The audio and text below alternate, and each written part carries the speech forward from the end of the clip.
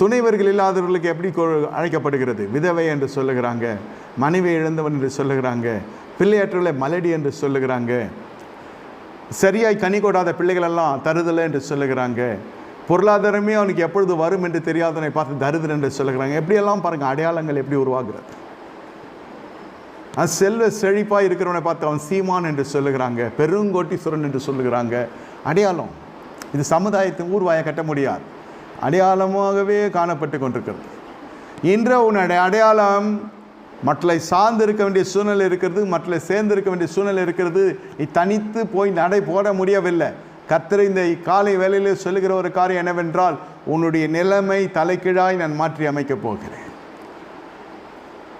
காலை நேரத்தில் நீங்கள் ஜெபிக்கிற பொழுது உங்களுக்கு வருகிற காரியம் என்னவென்று நீங்கள் பார்க்க வேண்டும். நடக்காதது நடக்கிறது தான் காரியம். அதுக்கு தான் இந்த திமிர்வாதக்காரனுடைய சரிதை